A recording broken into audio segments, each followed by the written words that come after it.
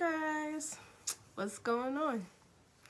Okay, so today it's another story time, but I'm gonna be talking about a place that I used to work at. I'm gonna call it Show Theater. Alright, so throughout the story I'm gonna be giving different names for certain people. But the story is mainly about the person who was highest in management. Okay, so to start off with, when I first got there, there was about really 4 people that I really clicked with that I thought were really cool. These 4 people, I'm gonna name them Nick, Abby, Nancy, and John. Okay? So Nick and Abby were married. Cutest couple ever. Now, Nick, mind you, this dude looked, to me anyway, he reminded me so much of Bow Wow. Like, he was short like him, he had about the same skin tone, and he had like these light brown hazel colored eyes. But he was so cool. Like, this dude was so cool, understanding everything, and so was his wife. So my mom was at the station that Abby supervised. So basically, Abby was my mom's supervisor.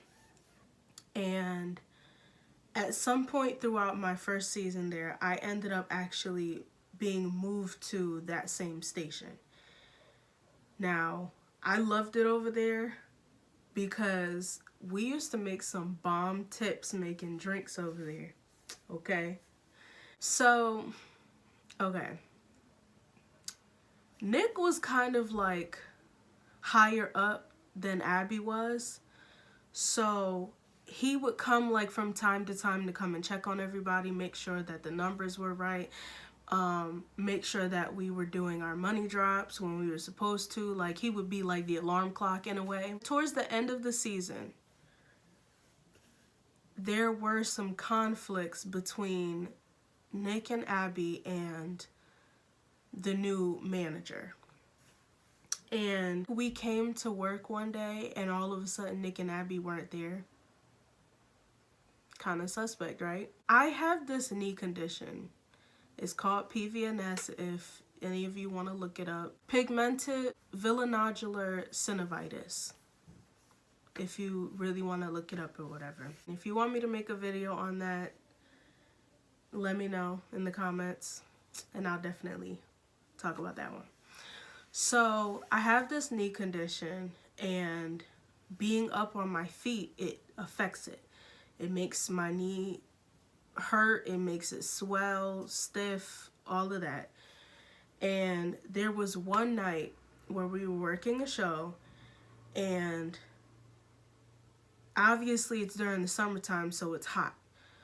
But because it was hot, because I had pants on, and because I've been up on my feet for at least like 5 hours at this time, my knee started hurting. So I told Nick, and he was like, okay, well, you can go take a little break for like maybe 5 minutes and then come back. But I want you to go and make sure that you can get a doctor's note so that anytime you need to take a break, basically won't nobody question you. You see how he was looking out for me though? Like, he was trying to make sure that I went and got that doctor's note. So, point to him. So, Abby ended up being my supervisor as well.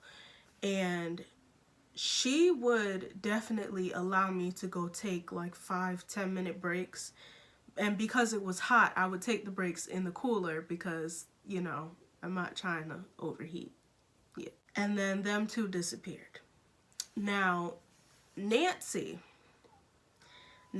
been there since I started working. She was working along with Nick and Abby. She was hands down like the coolest person. She would be the one cracking jokes. She was cool. So We get around to her, and before I had talked to Nick and he told me to get the doctor's note, she had actually caught me trying to take a 5-minute break, but I was taking that break at my station. Like, it was raining that day, so I couldn't just walk off anywhere. Plus, I didn't want to get soaking wet, but yeah. So it was raining that day, and we had a tent up by our station, me and this other girl.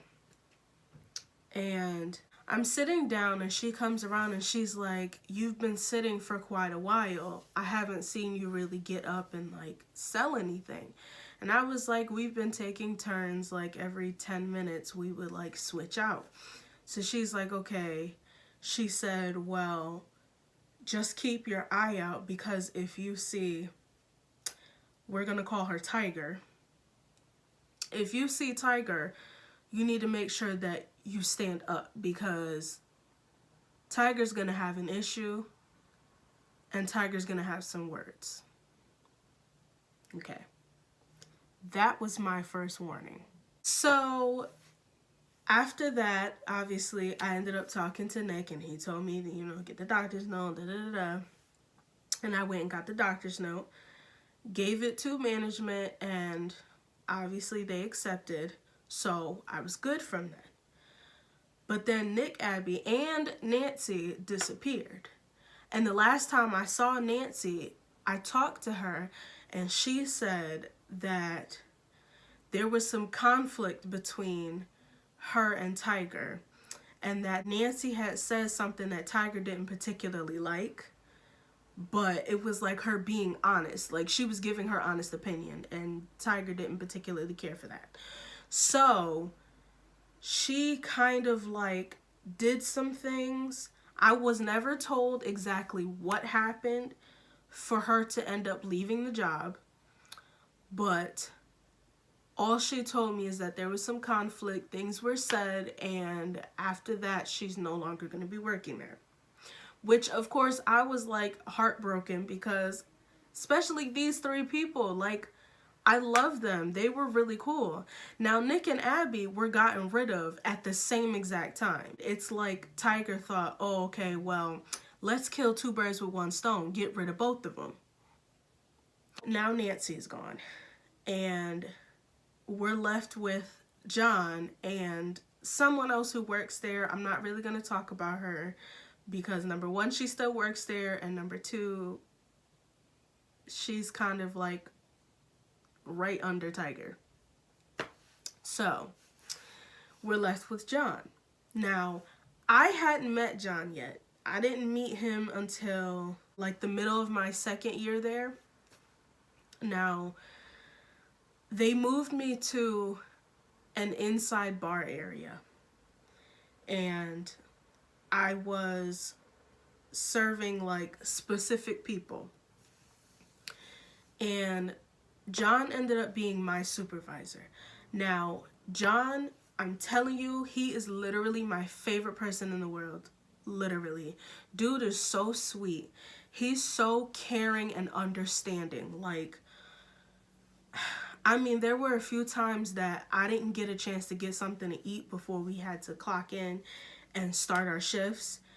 And because this was like a theater, he went to the kitchen to go get me something to eat. He would ask me, "Do you want a burger? Do you want a hot dog?" And I'd be like, "Yes, can I get a burger?" And he would bring me a burger and French fries. Like, sometimes he wouldn't even ask me. I would just be talking about how I'm hungry. He would hear me make a comment that I'm hungry, and all of a sudden he would pop up with a burger. Who does that? John does. That's who. Okay? John does. So a couple months go by, and the season ends, and we get to the 3rd season. Now, John is still there. Thank goodness. We get this new person that came from a different location, and we're gonna call her Greta. So Greta was supposed to be helping John. She was supposed to be like his right-hand man, basically. And anything that we would ask of John that he couldn't really do at the moment, because literally John was doing everything for everyone, okay? So if he like forgot something, I totally understood, because he was running around for about 6 to 7 people at the same time. So they brought in Greta so that she could help him. Problem was, every time you asked Greta to go get something, she would say, okay, I got you, I'll be right back, and then she would never show up. Now, there were certain times that you would ask Greta to go get something for you, and then like 20 minutes later, John shows up with the very thing you asked Greta to go get. Like, you're supposed to be helping John, not John helping you. I don't understand that part. So, but anyway, I don't know what happened with Greta, but there were a lot of people that didn't really get along with her. There were a lot of people that just didn't like her, like, at all. And needless to say,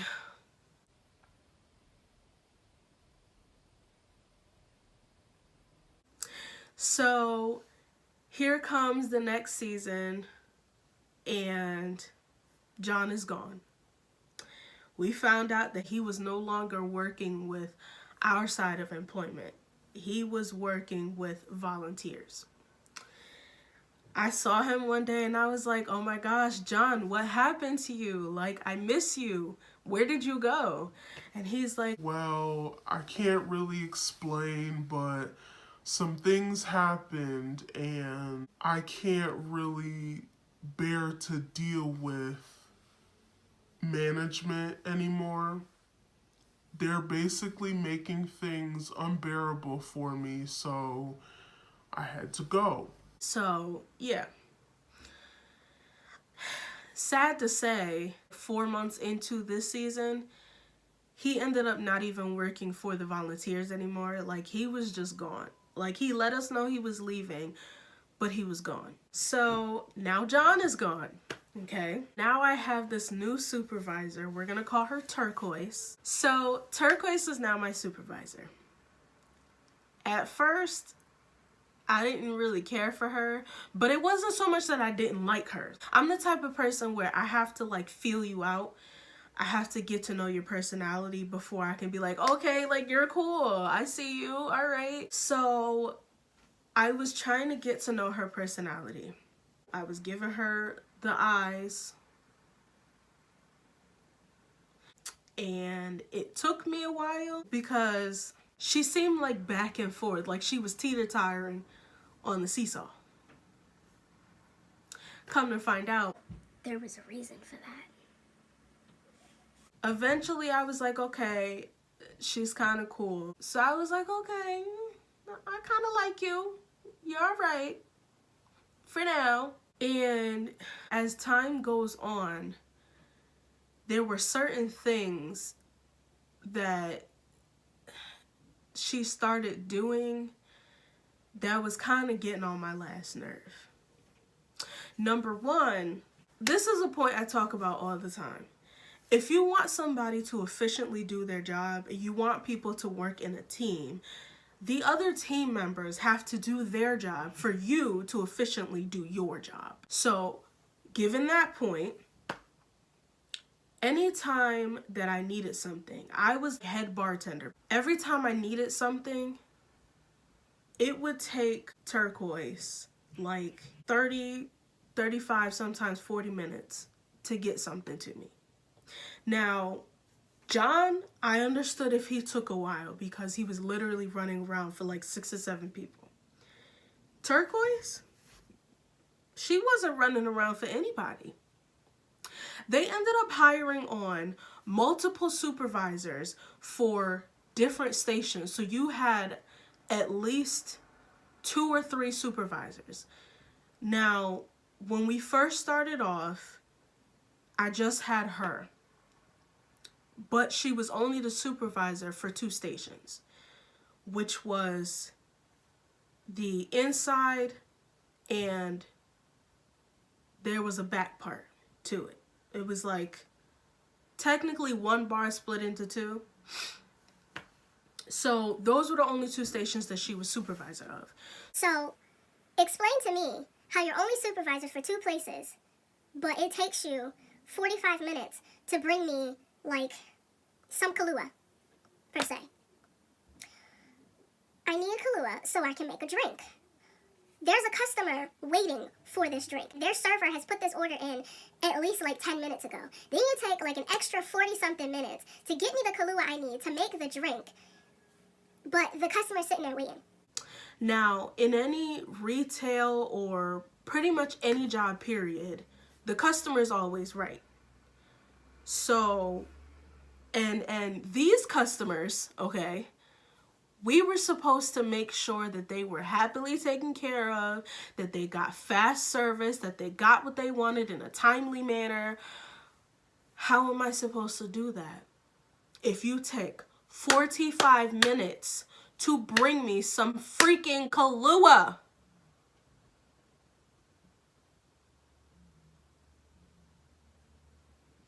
So, in the middle of this season, they ended up bringing on two. They were brother and sister, but they brought on one at a time. It was like one, and then his sister came along. Now, the sister isn't really that important because she's one person who, when I asked her to get me something, she was on it. Like, she was back within 15-20 minutes. She had what I needed. If I said I needed an ingredient for a drink or the liquor or something, she's like, okay, there's a customer waiting for this drink. Let me go get it now. Now, her brother, on the other hand, we'll call him Black. Okay. So, I believe Black was trying to get me fired at one point because I started getting fed up with the fact that he would, number one, finish his conversation before he went and got something. Number two, I'd ask him, he'd say, okay, and then walk off. And then 10 minutes later, he'll come back in there like, hey, what's going on? And I'm like, did you get such and such for me? And he's like, oh, yeah, I was supposed to get that. I'll be right back.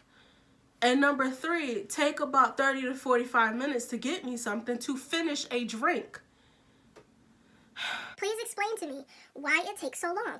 You're literally only running for one person. I understand that the venue is pretty big, but you're skinny. I've seen you walk pretty fast, so you can get where you need to go in a timely manner. So why is it taking you 30, 45 minutes to get me what I need? It's really not that serious. Like, serious for me because I need to make this person's drink. There was one time that he was taking his sweet time to go and get something. Again, finishing a conversation first. So I walked back there. I gave him attitude. I'm not even gonna lie about it. I gave him straight up attitude because he was pissing me off. And I'm like, I told you I needed Kahlua. I need you to go and get it, like, now. I'm in the middle of making the drink. The server is waiting for this drink to go and bring it to their customer. The customer's starting to complain because they've been sitting there for 10 minutes waiting for a drink. You realize that's not hurting me. That's hurting the business. I feel really bad because it ends up being on the servers, which means that they don't get as good of a tip. And they're supposed to tip me out at the end of the night, which means that I don't get a good tip out because they didn't get good tips because of you. But then I find out a couple days later that he's went and talked to Tiger about me being rude and giving him attitude. So Tiger confronts me and says, oh, well, I've been hearing that you've been giving a little too much attitude to people, that, you know, you seem a little angry, and, you know, I wanted to talk to you by yourself. You know, is everything okay? How's everything going lately? Because, you know, we don't need you to create a hostile environment for people, because if you create a hostile environment, then we may have to take drastic measures.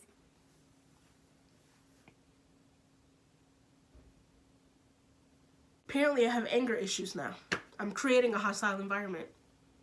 So not too long after that, I kind of just like stopped talking to people. Like, I would only go through certain people if I needed something. Like, I refused to talk to Black because he over here trying to get me fired, all because I gave him a little bit of attitude.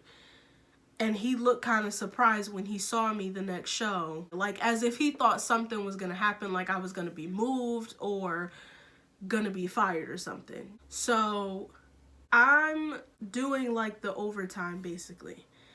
And doing this overtime is affecting my knee because I'm up on my feet in extreme heat. My knee hurts, it swells up, and I'm like pushing, pulling, and lifting really heavy loads. So I went and got a doctor's note because apparently they lost the one that I had before.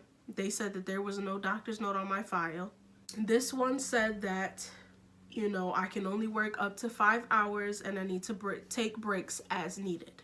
I want to still be able to do the job and get the extra money, but I need to be able to take a break whenever I need to without dirty looks, without somebody questioning me, talking about I'm being lazy. Because apparently one of the other supervisors who no longer works there, she was the supervisor of warehouse. And she said that somebody confronted her talking about how I was seen sitting too much, that I was taking too many breaks, that it didn't seem like I was doing anything. So I went and got another doctor's note. Now I brought that in. I gave it to Tiger. She looked it over, put it in my file, and she said, okay, thank you. Now, what's funny, and it pisses me off at the same time, after that, every single time that I would be sitting down and she comes by me, with anybody else, if she saw them sitting, Hey, do you have anything to do? Are you working on anything? Can I give you something to do? she didn't want to see you sitting around. But if she saw me sitting, she couldn't say anything.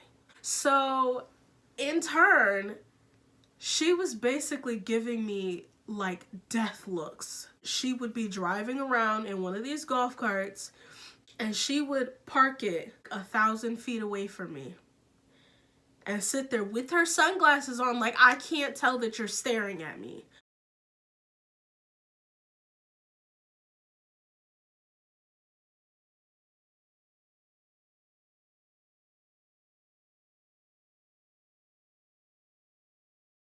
I won't say that I was taking advantage of it because I really wasn't. And it's not like I would take a break for like 20 minutes.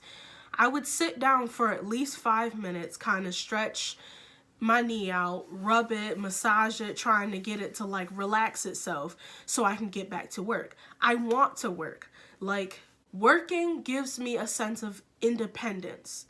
So why would I not want that? Like, my mother raised me to be independent. So this is getting close to the time that I ended up letting the job go.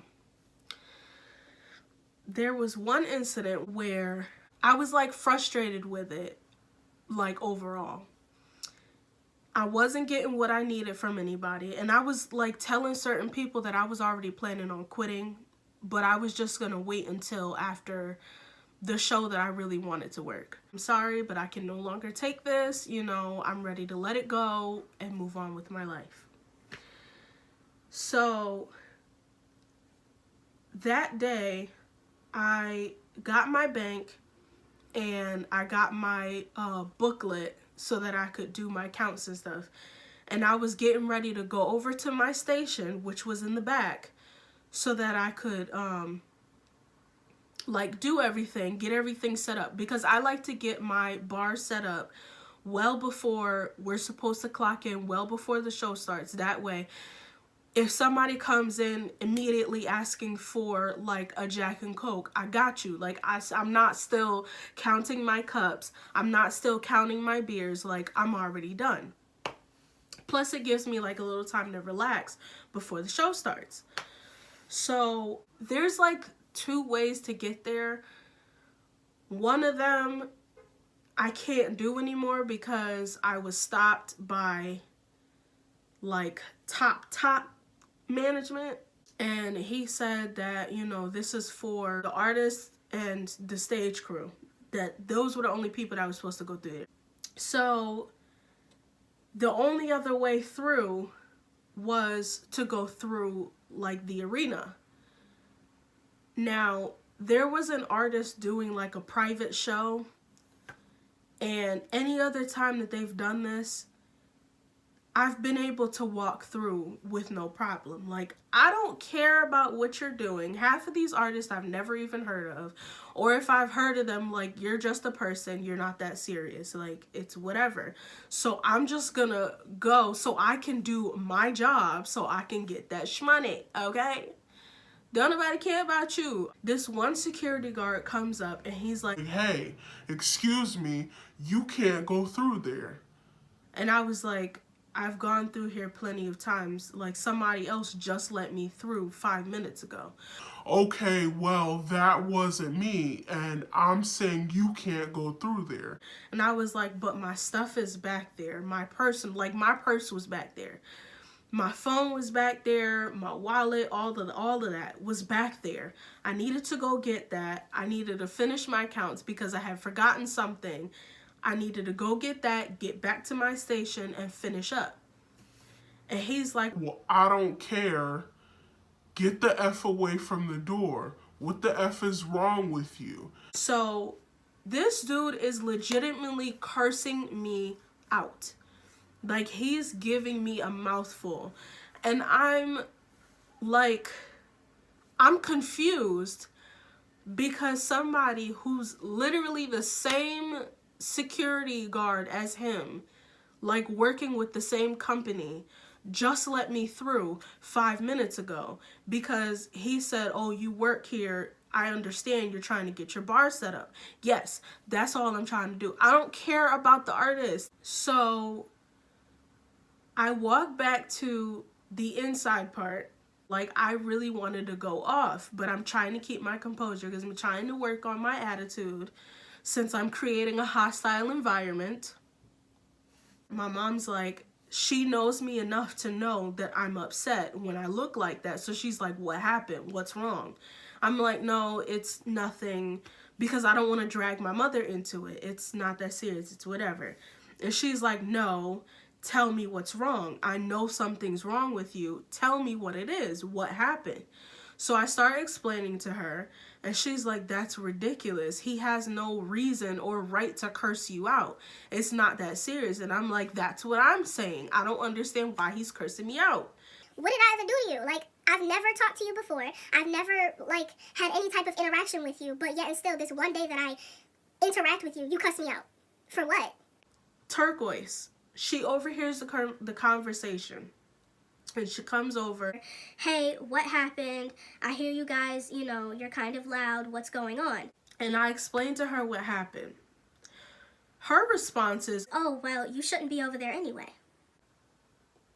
what do you mean I shouldn't be over there? You know that I'm working that area. I work that area every single night. But I shouldn't be over there? Like, I'm really confused. I walk away. And I'm talking to these two girls and I'm explaining to them what happened. It's ridiculous. My supervisor isn't even sticking up for me. And this dude doesn't even work for the same company that we work for. He works for a whole nother company. Apparently, she went to my mother and said, oh, well, we may need to have a talk with Ashley because people are saying that she's out there cursing people out. When? Where? Who? Me? I don't cuss. I don't curse anybody out. Who would I be cursing out? I may be talking about your bullcrap and how you're pissing me off, but I don't curse anybody out. I don't curse. Like, and my mother said that to her. She's like, she doesn't curse, so you're lying right now. You're over here trying to put words in her mouth. And she's like, oh, well, that's just what I heard. People are saying that. And she's like, oh, so you didn't hear her yourself. Well, no, but, that's just what they're saying outside. So my mom comes to get me and she's telling me what Turquoise just told her. And she brings me over to this staircase and she was like, just sit down, because that heated me over the edge. Like, I was really about to go back there and tell Turquoise off. So she was like, no, don't do that. Calm yourself down. Let's come over here and sit down, eat some snacks and just relax. So I'm doing that. And then I see like 4 people come out of the door that I was trying to go through so that I could get to my area. And I was like, okay, so that tells me that whatever that artist is doing, they're done. I can go back there now. I'm like, okay. I got up and she was like, hey, wait a minute. Are you cool? I was like, yeah, I'm fine. She's like, okay. So I walk away and I go over to the door and I go to, mind you, the security guard is standing off to the side. So I go to open the door and he like rams over, puts his hand in front of the door. Hey, what are you doing? I told you you can't go through there. And I was like, but 4 people just came out of that door. I don't care. Get the F away from the door. What the F are you doing? I just told you effing not to go over there. And I said, the sign says that this person is supposed to be done at this time. I just seen 4 people come out. I'm looking at my phone and it's that exact time. So I'm like, I should be fine. He proceeds to curse me out again. At this point, there's all these people that are waiting for, handhelds, that are waiting for their banks. And my mother comes up behind me and she's like, what's the problem? So he starts, yelling at her, explaining to her that I'm an effing idiot and all this other stuff. And I'm getting pissed off. So I walk off, I go outside, and my mom comes over to tell me that he called me a snotty chick. And how are you going to call me snotty when you know nothing about me? You don't know me from Adam. You've never met me before. We've never had any conversations. We've never had any interactions. But yet and still, you can come up with the assumption that I'm a snotty chick from this one simple interaction where I didn't even go off on you. I was trying to talk as calmly as possible. But when you start raising your voice at me, at some point I'm going to get frustrated and want to yell back, which is why I'm trying to work on that. So which is why I walked away. Now, my mother goes back to the inside bar and Turquoise comes over to her and she's like, hey, I just want to get your opinion. Did I say something wrong? Was I wrong for what I said? Was I wrong for basically taking up for this guy who doesn't even work for our company? Was I wrong for that? So hours later, I'm at my station and everybody's clocked in. And at this time, everybody's like getting their stuff together, but we still have like at least 2 hours before people start coming in, before the show starts. And I'm talking to 2 people. One person was new, like she had just came in that day. And the other person had been there for at least a couple of weeks, but I had like minute conversations with her here and there, but now I know, like, she's really cool. But I'm talking to these 2 people. And I said, I'm so fed up with a lot of the BS that goes on here, with like the backstabbing, the horrible management. And I said, I'm having a lot of problems with certain managers. And this one girl, she said, well, who are you having problems with?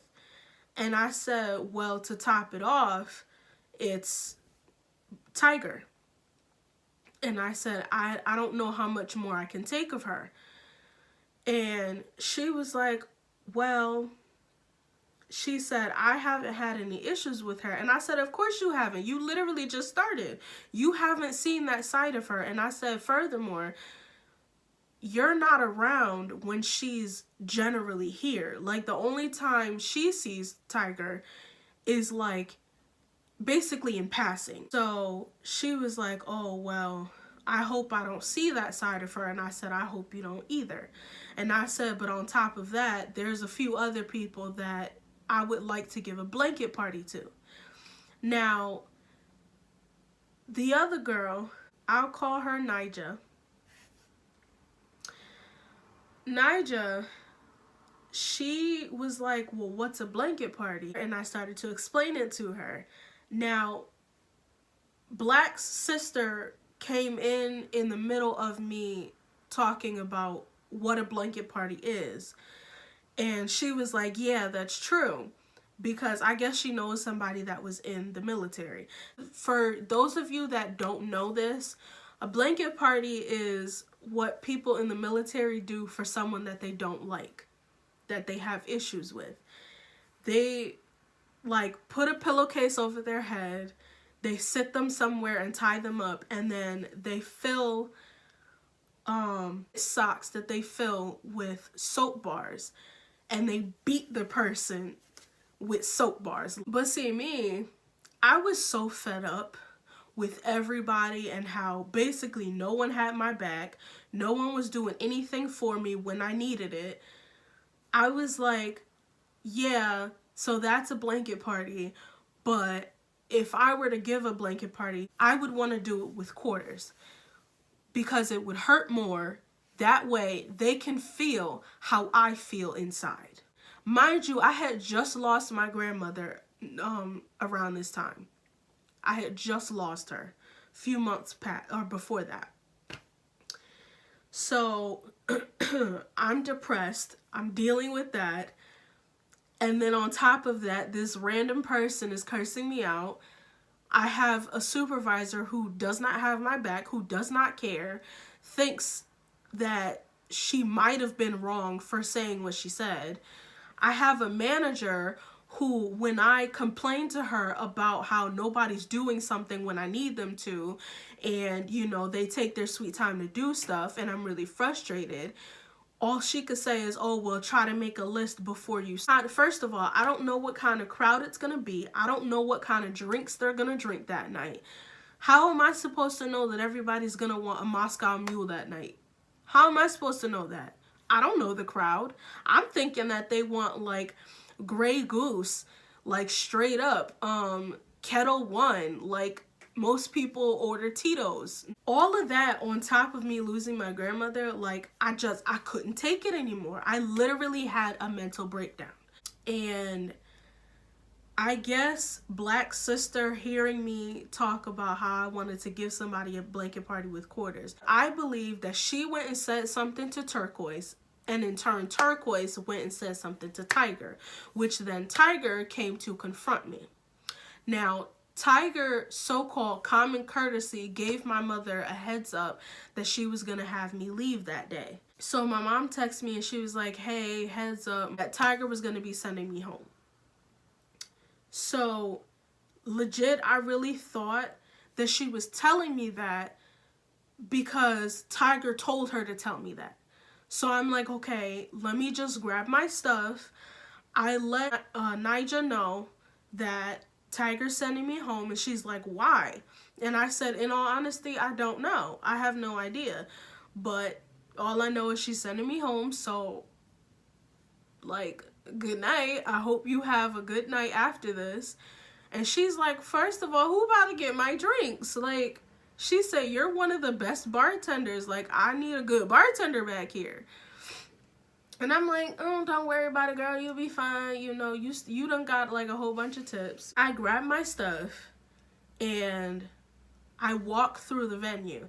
Now, mind you, walking through the venue, I actually walked right past Tiger. And I was like, I laughed because I'm like, oh, I hope she's not coming to talk to me because I'm not going to be there when she gets there.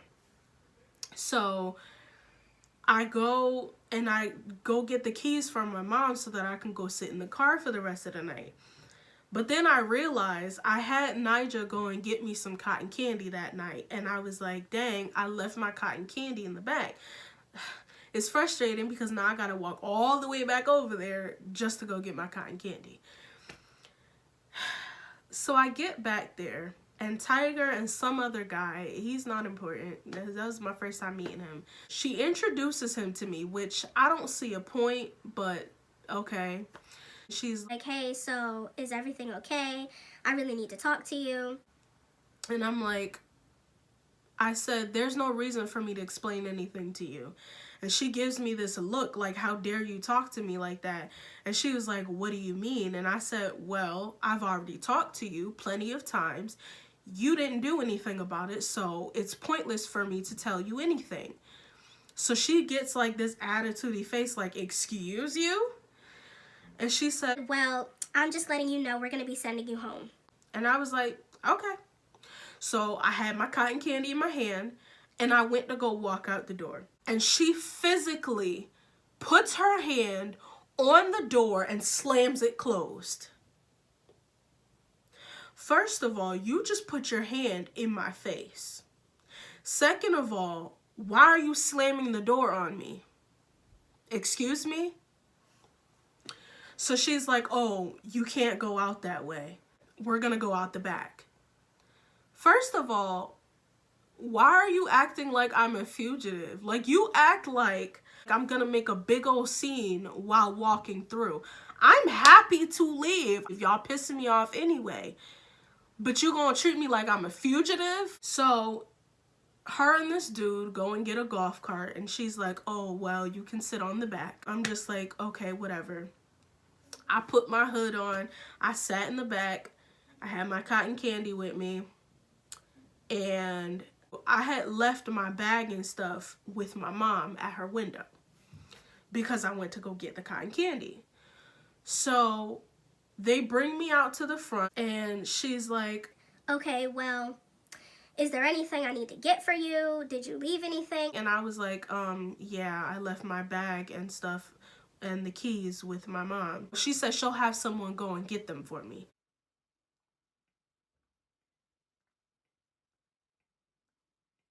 Okay, so after all of that happened, I sent an email and I was like, I regret to inform you that I'll no longer be able to work here after this date, after this show. And she emailed back and said, thank you for your resignation letter. Effective this date, you no longer work with us. And I'm like, I really wanted to work that last show, but it's cool, whatever. This is like months later, and I go to fill out an application for this job. And when, you know how they ask for references, I went to go put Turquoise's information down, but I was like, wait, before I do that, let me just text her just to make sure that it's okay. I texted her and I was like, hey, is it okay if I use you as a reference? And she's like, Well, no, I'm not allowed to be used as a reference. You would have to use Tiger's information. and I'm like really confused. You were my supervisor. You were the one who was over me. So how come I can't use you as a reference on an application? In my mind, I'm not about to use Tiger's information because she, like, I already know because of everything that went down, she's gonna be that ruthless person and talk about me like a dog to all of these different employers and basically not, like, make them not want to hire me. So time goes by and I get a letter in the mail. Mind you, at this point, I'm filing for unemployment, which I usually do every season. After the season ends, I file for unemployment, no problems. This is like 3 months into me filing for unemployment. 3 months. I get a letter in the mail saying that Show Theater is contesting my unemployment, but I had a gut feeling that it was Tiger who created this whole thing to contest the unemployment. So the hearing is supposed to come up, and they said, you know, if you can't physically make it, to call this number so that you can have a phone hearing. So the day comes, I call the number, and they said that the guy was supposed to call me and enter me into the hearing. I think it was like 9:45 it was supposed to happen. 9:45 comes and goes. It's now 10 o'clock. And I'm like, what's going on? So finally I get a call and I'm like, okay, they were running a little late. Here we go. Here's the hearing. The guy calls and he's like, Well, I just want to let you know that we've been waiting for Show Theater to show up for about 10-15 minutes now. At this point, if they don't show within the next 5 minutes, I'm going to call you back and let you know that the hearing has been canceled and that the whole contestant has been like terminated. 5 minutes goes by, and lo and behold, the guy calls me back, and he's like, so show theater never showed up. We gave them about 15-20 minutes to come in to call or something to say that they were running late, you know, give some type of excuse. They got nothing. No call, no show, nothing. He says, given that case, we're going to terminate the contestant hearing. You can continue on collecting, and they do have a right to recontest it, but if they do, they have to give just cause as to the reason why they didn't show up for the first hearing. so I was like, okay, thank you so much. I hung up and I was like, you just tried to ruin my life and take away $60 a week. 3 months you waited to try to take that money away from me, and then you didn't even show up for the hearing. Who does that? And I'm like, I guarantee you that was Tiger's doing. So anyway, that's my experience working for Show Theater. I hope you guys liked it. If you did, like and subscribe, comment down below, and yeah, thanks for watching. Bye.